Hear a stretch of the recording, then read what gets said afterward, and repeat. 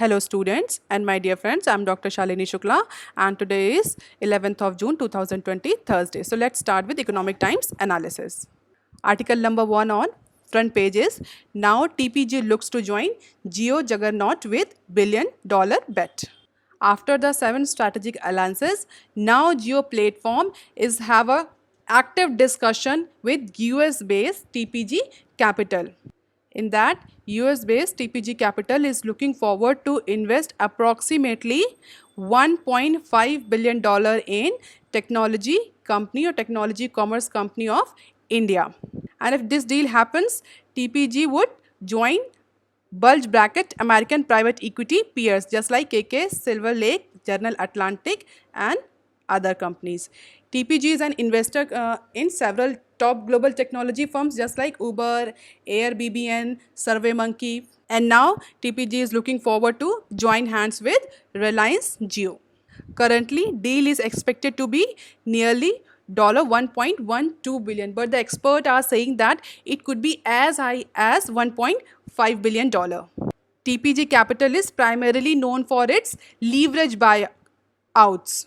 So in upcoming time, we are going to see the new strategic alliance of Geo platform with US-based TPG Capital investor. And as we have already discussed in Business Standard News analysis, that this year Reliance Industry has been successfully raised the largest amount of fund from the international investor as well as the right issuance in the Indian market. So if this deal will finalize, private equity firm TPG will have a large investment in Reliance Jio, that is telecom technology commerce triple play. So Reliance strategy is going to change into triple role play. Triple role play means telecom, technology and commerce. So by leveraging its telecom dominance role, Reliance Jio is going to expand its business into e-commerce as well as in technology development. Now look at into the article number 2. Fresh tax concern for many FPIs. After the clearance by government for DATA. DATA stands for Double Taxation Avoidance Scheme. Number of foreign investors and private equity investors are now worried about the higher tax slabs for their investment in Indian economy, and that tax could be as higher as 43% on their dividends. So mutual fund companies are worried about this new tax concern, and that tax worries is especially for those foreign portfolio investors that are structured as trust and association of person, AOPs. So the trust and AOPs are not eligible for any benefits under double tax avoidance agreement between the countries, and because of that they may end up paying 43% tax on their dividend received from the listed companies. According to the expert, only funds that are taxable entities in their home jurisdiction can avail the treaty benefit. So as per the expert, only those funds which are taxable under their home country's jurisdiction can avail the benefits of double tax avoidance scheme. All those funds which are exempted into their home jurisdiction are now taxed more, and they don't get any sort of benefits under double tax avoidance agreement.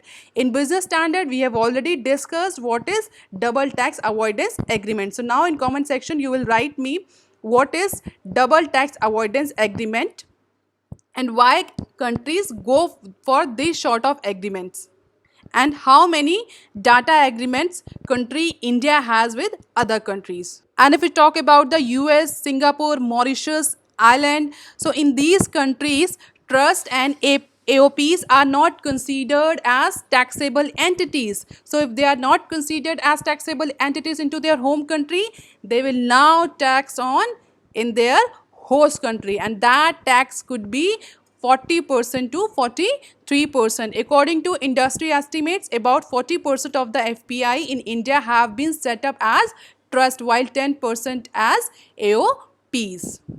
So as we can see, a large chunk of foreign portfolio investment is in the form of trust and AOPs. So if the large number of foreign portfolio investments are coming under the definition of trust and AOPs, it means the large number of foreign portfolio investors have to pay more tax. And if have to pay more tax, it means in future can see, or we will see the less investment in the form of foreign portfolio investment in India. And even after COVID-19, the foreign portfolio investment in India has also declined. Even on the FDI regulation, the inflow of FDI has already been declined. And after this announcement and clarification from the government, the foreign portfolio investors will reluctant to invest in India in the form of any assets, like whether it is share or debenture or bonds. And as per the data agreement, if any foreign portfolio investor wants to get the benefits under double taxation avoidance scheme, that particular entity has to be taxable in their home country. In their home country means they have to be financial going concern into their home country, and they should pay tax on their incomes into their home countries. If they are not paying any sort of tax on their income in their home country, it means they are simply taxable in host country, just like India. Double taxation avoidance scheme is the only agreement that actually remove the imposition of double tax on one entity or on one income. A particular income is not being taxed in one country, it will definitely be taxed on another country. So that if the investors want to take the benefit of data, they must have to pay tax into their home country. So here government is clearly indicating that by forming trust and by forming AOPs, you will not going to exempt from any sort of tax obligation in India. Even in this financial year budget, the dividend tax structure was tweaked in the India and making dividend taxable in the hands of investor. Until now, it was taxed at the company level at a flat 20% rate for all investors. So change in the dividend tax structure, removal of exemptions for trust and AOPs, all these changes were made the kneeing in the mind of foreign portfolio investors that have the options to avail the treaty benefits, and in long term it is going to affect the investment inflow into India. Now look at into the article number 3. Electronic goods cause banks on import to meet demand. All electronic goods companies have had to resort to import in order to meet the demand. Why? Because they are not able to scale up their production even after the lockdown was eased. And why they are not able to increase their production? Because of the number of supply side constraints. So all the electronic goods companies are now moving towards import of the product in order to meet up their local demand. And that electronic companies include Xiaomi and Apple. Though both have decided to import handsets from China because local production facilities are not working up to their capacity in order to fulfill the local demand. And what are those challenges which actually companies are facing? All these challenges are because of the supply chain constraint. Supply chain constraint means broken transportation facilities, shortage of skilled and unskilled labor, lack of cash or liquidity. So because of all these issues, companies are not able to produce the required amount, or they are not able to scale up their production, or they are not able to operate with their 100% capacity. So eventually they are going to import from China. So Xiaomi and Oppo are going to import the handset from China in order to meet out the surge demand in mobile devices. Why surge demand? Because after 45 days of lockdown, suppressed demand of mobile phone has surged the market. And even the demand of laptops and mobile phone has increased 4 times in last 1 month.